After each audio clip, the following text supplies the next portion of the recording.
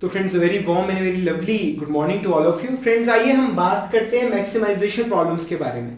तो जैसे कि मैंने आपको भी पिछले लेक्चर में बताया था कि ये मैट्रिक्स जो है जिसे हम कॉस्ट मैट्रिक्स भी बुलाते हैं, सपोज कीजिए कॉस्ट मैट्रिक्स ना होकर प्रॉफिट मैट्रिक्स हो। ठीक है, मतलब अगर आप यहाँ से पहले सोर्स से पहली डेस्टिनेशन पे आप एक ऑब्जेक्ट अगर आप भेजते हैं तो आपको 10 रुपीज का प्रॉफिट होगा।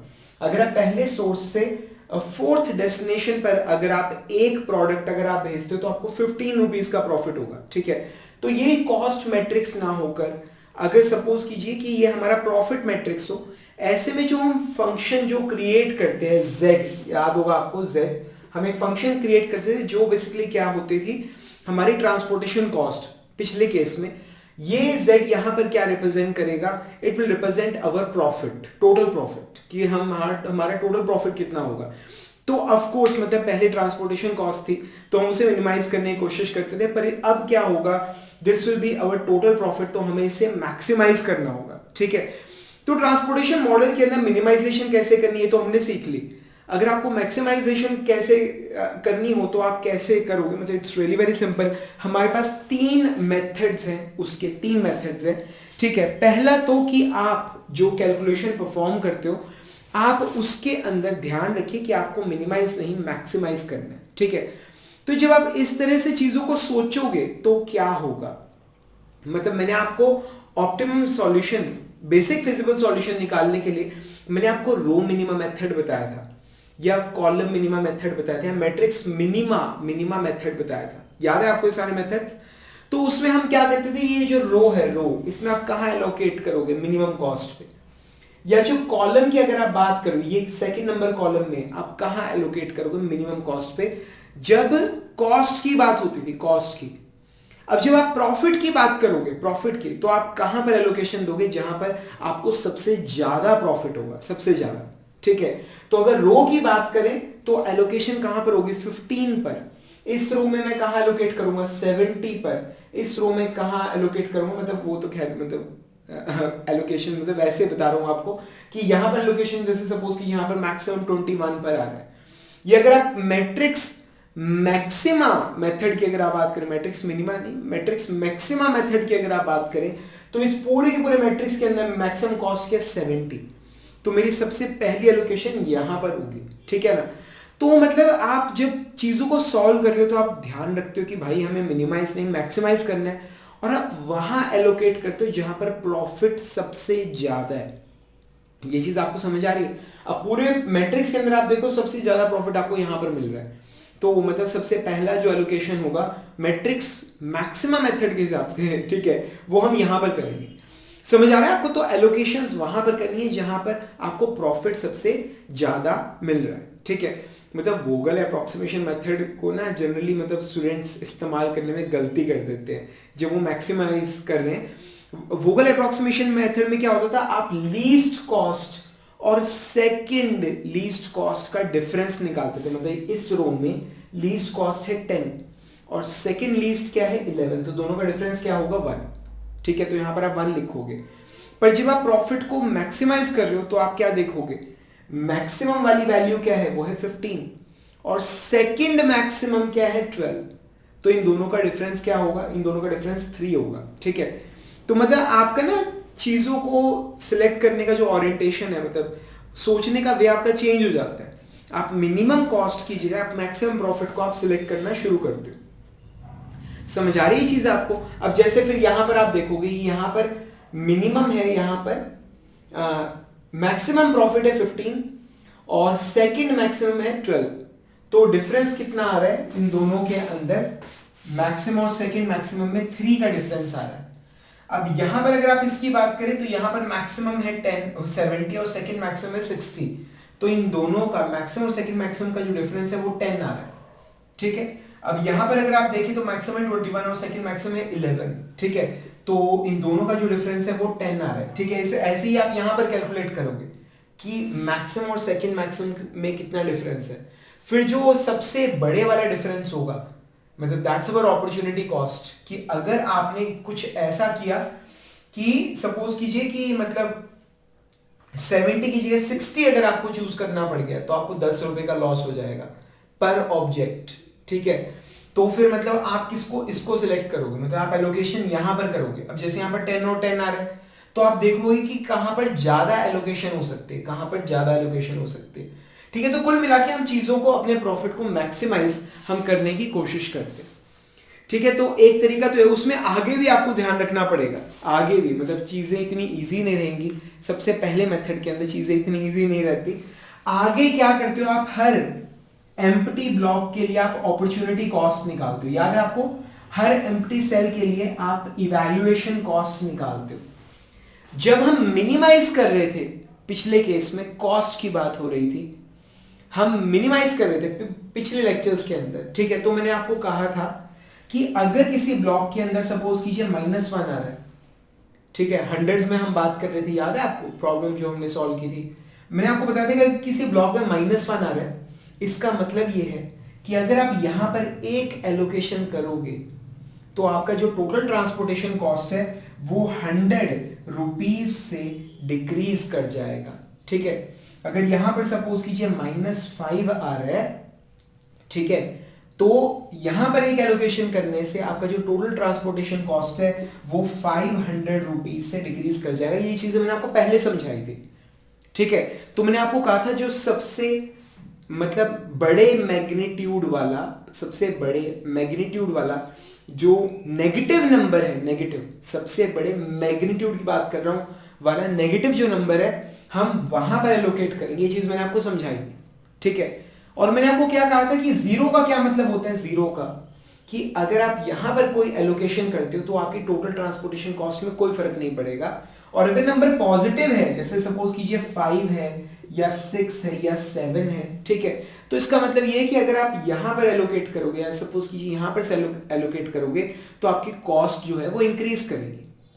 ठीक है, कितनी इंक्रीज करेगी, एक एलोकेशन से 700 रुपीज इंक्रीज करेगी। ठीक है, ये सारी चीजें मैंने आपको पहले समझाई थी। ठीक है, अब यहां पर चीजें मतलब उल्टी चल रही हैं।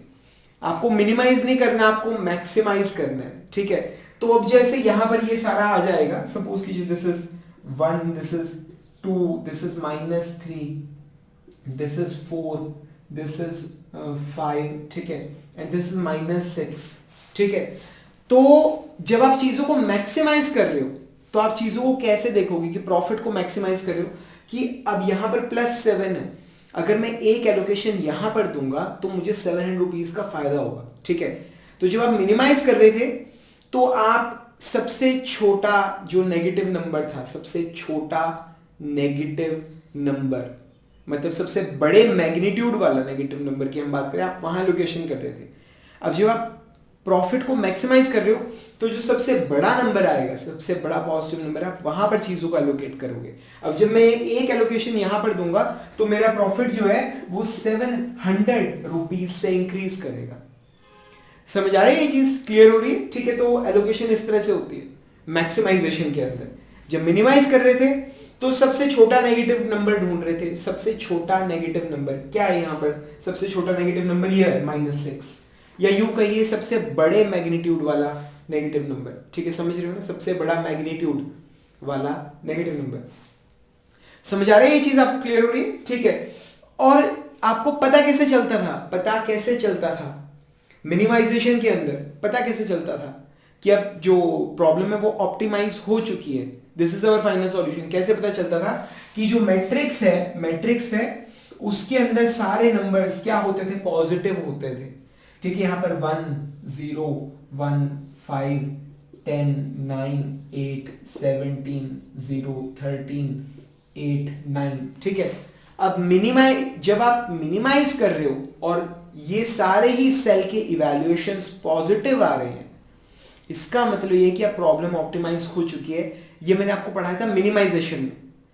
कारण क्या, कॉस्ट थी, कॉस्ट को आप मिनिमाइज कर रहे थे। अब यहां पर अगर मैंने एक एलोकेशन करी तो जो कॉस्ट है वो 800 रुपीज से बढ़ जाएगी। ठीक है, ये चीज आप समझ रहे हो? ठीक है ना, तो कहीं पे भी अलॉट करोगे तो कॉस्ट बढ़ेगी, पर अब हम प्रॉफिट की बात कर रहे हैं, प्रॉफिट। ठीक है, अब प्रॉफिट को हमें बढ़ाना है, तो ऐसे में ऑप्टिमाइजेशन कब होगी, मतलब जो एलोकेशन है वो ऑप्टिमाइज कब हो जाएंगी, जब जितने भी सेल्स हैं उनका जो इवैल्यूएशन कॉस्ट है, इवैल्यूएशन कॉस्ट सभी एम्प्टी सेल्स का, ये तो मैंने सारी सेलों का निकाल दिया, ऐसा तो हो ही नहीं सकता, ठीक है ना। खैर मतलब ये समझाने के लिए अब आपको समझ आ गया, ठीक है। जितने भी एम्प्टी सेल्स का इवैल्यूएशन कॉस्ट जब नेगेटिव आएगा या फिर जीरो होगा, अब जैसे इसका सपोज कीजिए -5 -10 ये आ गया 0, मतलब सभी सेल्स का आपने, सभी एम्प्टी सेल्स का आपने इवैल्यूएशन कॉस्ट आपने निकाल लिया and it is coming out to be negative, -9 0 मतलब -10 व्हाटएवर, ठीक है। जब सभी एम्प्टी सेल्स का इवैल्यूएशन कॉस्ट या तो नेगेटिव आ रहा है या जीरो आ रहा है, इसका मतलब जो प्रॉब्लम है वो मैक्सिमाइज हो चुकी है, जो एलोकेशंस है वो प्रॉब्लम को मैक्सिमाइज करेंगे। समझ आ रहा है? क्यों? इसका क्या मतलब होता है कि अगर आप यहां पे एलोकेट करोगे तो आपका प्रॉफिट 10 रुपीज से कम हो जाएगा। अगर आप यहां पर एलोकेट करोगे 0 पर तो कोई भी चेंज नहीं आएगा। अगर आप यहां पर -9 पे करोगे तो 9 रुपीज से या 900 रुपीज से आपका जो प्रॉफिट है वो डिक्रीज कर जाएगा। So either it will remain same और इट विल डिक्रीज। तो यानी कि जो एलोकेशन अभी हमने कर रखी है इट्स द बेस्ट, ठीक है ना। तो ये तो है सबसे पहला मेथड और मैं इसे यूज करना बिल्कुल भी रिकमेंड नहीं करता, बिकॉज इसके अंदर आपको बहुत ज्यादा ध्यान रखना पड़ता है, ठीक है। हमारे एक्चुअली जो हम प्रैक्टिस करते हैं न्यूमेरिकल जो एग्जाम में आते हैं, जो हमारी बुक में एग्जांपल्स दे रखे, जो हम प्रैक्टिस करते हैं वो मोस्ट ऑफ द टाइम्स वो मिनिमाइजेशन के होते हैं। तो आपने अपना जो माइंड है उसे ट्रेन किया हुआ है मिनिमाइजेशन के हिसाब से, ठीक है।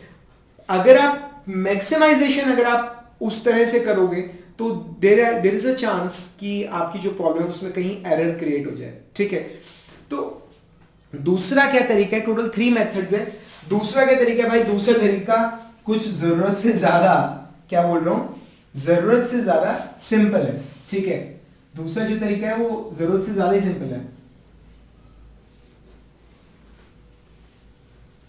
ठीक है। बड़ी सिंपल सी बात है, बट बहुत सिंपल सी बात है। कोई फंक्शन है x का, ठीक है। x की वो वैल्यू जो इस फंक्शन को मैक्सिमाइज करेगी, x की वो वैल्यू जो इस फंक्शन को मैक्सिमाइज करेगी, x की वही value minus of this function को मिनिमाइज करेगी। क्या बोला मैंने? x की वो वैल्यू जो इस फंक्शन को मैक्सिमाइज कर रही है, वही वैल्यू x की माइनस ऑफ दिस फंक्शन को मिनिमाइज कर रही है, ठीक है। सपोज कीजिए एक सिंपल से आप एक वैल्यू लीजिए x, ठीक है। सपोज करो कि अगर 10x इज इक्वल टू 10, मतलब this is the biggest value जो इस प्रॉब्लम में हो सकती है, ठीक है। तो -x, ठीक है, मतलब x इज इक्वल टू -10, ये मैं ऐसे समझा नहीं पा रहा आपको, ठीक है ना। मतलब कोई इक्वेशन है आपके पास, कोई फंक्शन है x का, आप उसके अंदर x की वैल्यू पुट करते हो तो जो आंसर आ रहा है वो मैक्सिमाइज आ रहा है, मैक्सिमम है, ठीक है। तो अगर उसी फंक्शन को अगर आप माइनस से मल्टीप्लाई कर दे, ठीक है, तो x की वही वैल्यू उस फंक्शन को मिनिमाइज करेगी, ठीक है। तो हम क्या करते हैं, ये जो पूरा का पूरा कॉस्ट मैट्रिक्स है, पूरा का पूरा कॉस्ट मैट्रिक्स आप इसे माइनस से मल्टीप्लाई कर देते हो, माइनस से पूरे के पूरे कॉस्ट मैट्रिक्स को आप माइनस से मल्टीप्लाई कर देते हो, ठीक है। तो ये मैंने एक नया मैट्रिक्स मैंने तैयार कर लिया, -10 -11 -12 -15 -25 -35 -60 -70 -9 -10 -11 -21। कुछ नहीं किया, पूरे के पूरे कॉस्ट मैट्रिक्स को मैंने -1 से मल्टीप्लाई कर लिया, ठीक है। अब ध्यान से सुनिएगा, वो एलोकेशंस जो इस मैट्रिक्स को, जो मेरे इस मैट्रिक्स के कॉस्ट को मिनिमाइज करेगी, सेम वही एलोकेशंस मेरे इस प्रॉफिट वाले मैट्रिक्स की कॉस्ट को मैक्सिमाइज करेगी, ठीक है। तो आपको करना सिर्फ इतना है, जो आपको ये कॉस्ट प्रॉफिट का मैट्रिक्स दे रखा है आप उसे माइनस से मल्टीप्लाई करके दोबारा लिख लीजिए। अब आप इस प्रॉब्लम को मिनिमाइज कीजिए और एलोकेशंस निकाल लीजिए। तो जो एलोकेशंस इस मैट्रिक्स को मिनिमाइज कर रही है, नेगेटिव वाले को, वही एलोकेशंस आपके इस पॉजिटिव वाले मैट्रिक्स को मैक्सिमाइज करेंगे। That's all. समझ आ रहा है यहां तक? ये चीज आपको क्लियर हो रही है? ये चीज आपको क्लियर हो रही है? तो बड़ा सिंपल सा है कि आप इसे माइनस से मल्टीप्लाई करके दोबारा लिख लो, इसे आप एज अ मिनिमाइजेशन प्रॉब्लम आप सॉल्व कर लो, ठीक है। तो जो भी आपका आंसर आएगा वो आंसर इस मैट्रिक्स को मिनिमाइज कर रहा है और इस मैट्रिक्स को मैक्सिमाइज करेगा, ठीक है, तो ये तो था दूसरा। पर मैं पर्सनली मतलब इतने सारे माइनस साइंस आएंगे तो उन्हें हैंडल करने में इतना कंफर्टेबल फील नहीं करता। तो तीसरा जो मेथड है वो मेरा अपना फेवरेट मेथड है, फेवरेट, ठीक है। और वो तीसरा मेथड बड़ा सिंपल है। बेसिकली क्या है, आप इस पूरे मैट्रिक्स के अंदर मैक्सिमम कॉस्ट देखिए क्या है, मैक्सिमम प्रॉफिट, सॉरी, ये पूरा मैट्रिक्स आपके सामने है, ठीक है। आप इसमें मैक्सिमम आप प्रॉफिट देखिए क्या है, ठीक है। And it is coming out to be 70, वो क्या है 70, ठीक है। तो आप एक नया मैट्रिक्स आप ड्रॉ कीजिए, एक नया मैट्रिक्स आप ड्रॉ कीजिए, एक नया मैट्रिक्स आप ड्रॉ कीजिए, ठीक है। नया मैट्रिक्स हम ड्रॉ कर रहे हैं जिसके अंदर ये जितने भी नंबर्स आपको नजर आ रहे हैं, हम इन सभी नंबर्स को 70 में से, यानी कि जो सबसे बड़ा नंबर है उसमें से माइनस करके लिखेंगे, ठीक है। मतलब जैसे 70 है, ठीक है, तो यहां पर लिखूंगा 70 माइनस 10, मतलब क्या आ जाएगा, यहां पर 60 आ जाएगा, यहां पर आके आएगा 70 माइनस 11, तो ये आ गया हमारा 59, ठीक है। ये आ गया 70 माइनस 12, तो ये क्या आ गया हमारा 58, ये आ गया 70 minus 15 and it comes out to be 55। समझ आ रहा है आपको, ठीक है। यहां पर 70 माइनस 70, ठीक है, तो यहां पर क्या आएगा 0, इट विल बी 0, ठीक है। ये आएगा 70 माइनस 60, ये क्या आ गया 10, 70 माइनस 35, ये आ गया 35, ठीक है। 70 माइनस 25, यह आ गया हमारा 5 एंड 45। समझ आ रहा है। 70 माइनस 9 इट इज 61, 70 माइनस 10, ठीक है, it is 60, 70 minus 11 it is 59, 70 minus 21 it will give us 21, 49, इस तरह से। समझ आ रहा है यहां तक, ठीक है। तो आप एक मैट्रिक्स लिख लीजिए, एक नया मैट्रिक्स बना लीजिए जिसके अंदर आपने इन सभी प्रॉफिट्स को मैक्सिमम प्रॉफिट में से माइनस कर दिया, तो ये नया मैट्रिक्स आ गया। अब आप इस मैट्रिक्स को मिनिमाइज कर लीजिए, ठीक है। मतलब आप वो एलोकेशंस निकालिए जो इस मैट्रिक्स के अंदर जो कॉस्ट कह लीजिए व्हाटएवर उसे मिनिमाइज कर रही हो, ठीक है। तो जोन सी एलोकेशंस इस हमारे सेकंड मैट्रिक्स को मिनिमाइज कर रही है, वही एलोकेशंस हमारे इस प्रॉफिट मैट्रिक्स को क्या करेंगी, मैक्सिमाइज करेंगी, ठीक है। तो ये मेरा अपना फेवरेट मेथड है, मैं हमेशा मतलब यही वाला इस्तेमाल करता हूं। ना तो मैं इतना ध्यान रखने में कंफर्टेबल हूं कि हाँ हर बार मैं एल्गो को चेंज करूं अपने माइंड के अंदर कि यार मुझे सबसे छोटा नहीं सबसे बड़ा नंबर एलोकेट करना है, ठीक है। इतना ध्यान रखने में मतलब जनरली मैं देखा स्टूडेंट से गलती हो जाती है, और इतने सारे माइनस संभालने में भी कई बार गलती हो जाती है, ठीक है। माइनस माइनस प्लस माइनस, तो सबसे बेस्ट तरीका क्या है कि जो सबसे बड़ा नंबर है आप उसमें से सारे नंबर्स को माइनस कर दीजिए, एक नया मैट्रिक्स लिख लीजिए, आप इसे मिनिमाइज कर दीजिए, ठीक है ना। तो जो सी एलोकेशंस इस मैट्रिक्स को मिनिमाइज कर रही होंगी वही सेम एलोकेशंस हमारी इस ओरिजिनल मैट्रिक्स को मैक्सिमाइज करेंगी, ठीक है ना। तो फ्रेंड्स आई होप आपको मतलब जितना भी मैंने आपको पढ़ाया आपको सब कुछ अच्छे से समझ आ गया होगा। आपको चीज़ें कैसी लगी प्लीज़ नीचे कमेंट्स में ज़रूर मेंशन कीजिएगा। अगर चीज़ें समझ आ रही हैं, अच्छी लगे तो प्लीज़ आप अपने फ्रेंड्स को हमारे लेक्चर्स हमारे वीडियोस ज़रूर रिकमेंड कीजिएगा। एक छोटी सी एक्स्ट्रा फीस है जो आपको मुझे देनी है। हम जल्दी मिलेंगे फ्रेंड्स अगले लेक्चर के अंदर, तब तक के लिए friends thank you very much and wish you all the best.